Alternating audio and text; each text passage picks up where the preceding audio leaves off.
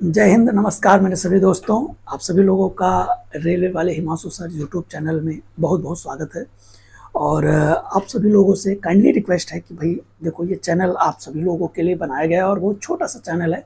मैं चाहता हूँ कि इस चैनल पे आप लोग सपोर्ट करिएगा, इसको सब्सक्राइब कर लीजिएगा और वीडियो को लाइक कर दीजिएगा। उसके बाद आप देखिएगा, यकीनन विश्वास कीजिएगा, जितने भी वीडियो बनाता हूँ मैं, ये बहुत ही मेहनत से और बहुत ही टाइम निकाल के तब बनाना पड़ता है, क्योंकि ड्यूटी भी रहती है, आप सभी लोगों को पता ही होगा।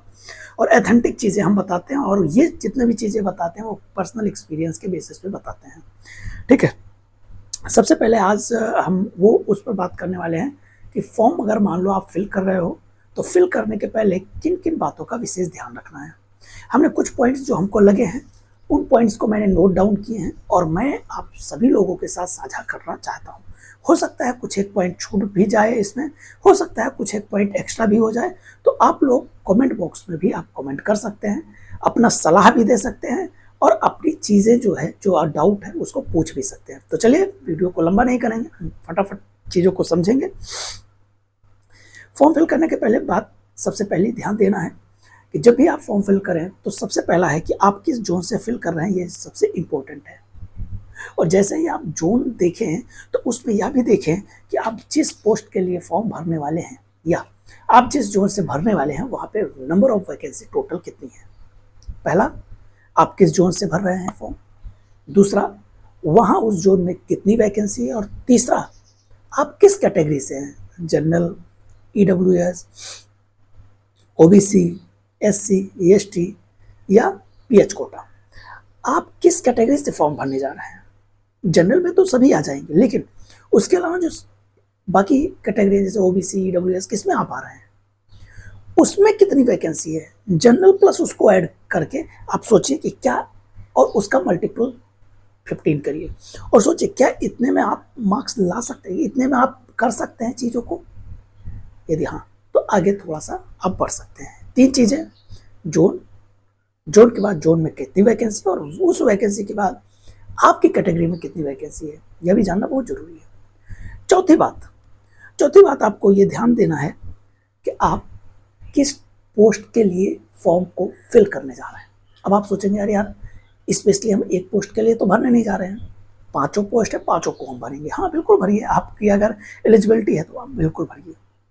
लेकिन आप उन 5 में सबसे पहला प्रेफरेंस किसको दे रहे हैं एंड सेकेंड प्रेफरेंस किसको दे रहे हैं। ध्यान दीजिएगा, टॉप 3 प्रेफरेंस सबसे इंपॉर्टेंट होगा। फर्स्ट प्रेफरेंस क्या है, सेकेंड प्रेफरेंस क्या है, और एटलीस्ट थर्ड प्रेफरेंस आप किसको दे रहे हैं इन सभी में। और जो आप प्रेफरेंस दे रहे हैं, चौथा क्या था कि प्रेफरेंस किसको दे रहे हैं, आप किस पोस्ट के लिए भर रहे हैं।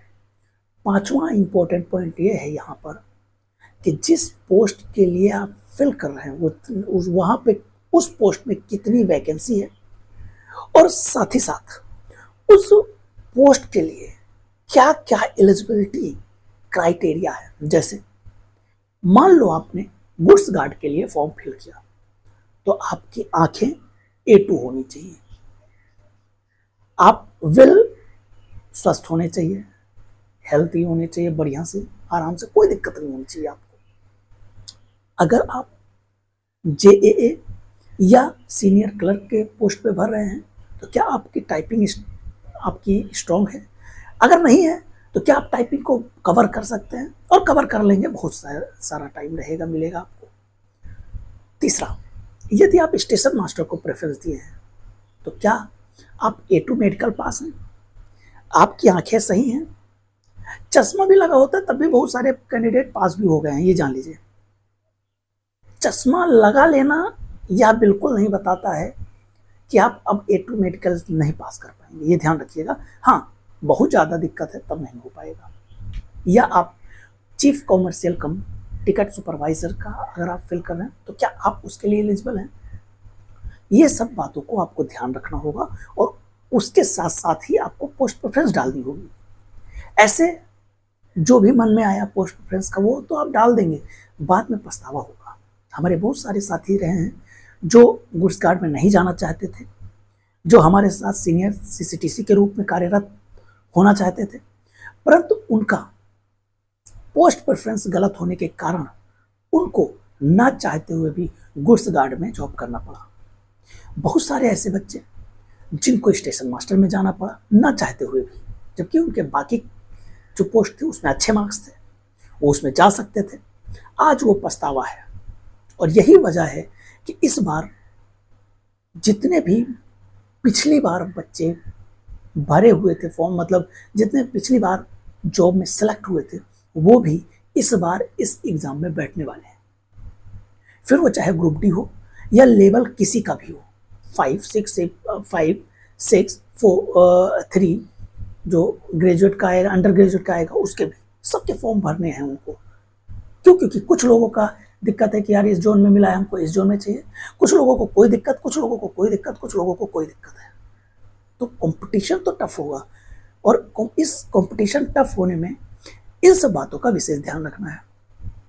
अब आते हैं नेक्स्ट पॉइंट पे कि जब आप पोस्ट प्रेफरेंस डाल दें, उसकी एलिजिबिलिटी क्राइटेरिया डाल दें, उसके बाद आप जब फॉर्म को सबमिट कर दें, उसी दिन से आप रणनीति बनाना शुरू कर दीजिएगा।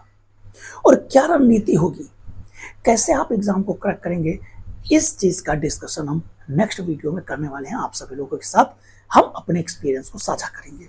यदि आप चाहते हैं कि हाँ हम अपने एक्सपीरियंस को साझा करें, कमेंट बॉक्स में एक बार सभी लोग जय हिंद जरूर लिखिएगा।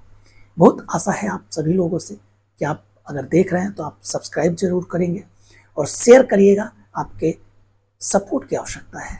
बहुत रेयर यार टाइम निकलता है, और वो टाइम निकाल कर हम आप सभी लोगों के बीच वीडियो लेकर के आते हैं। Thank you. फिर मिलते हैं नेक्स्ट वीडियो में। टाटा bye bye, take care. Like and subscribe करना बिल्कुल ना भूलें। बाय।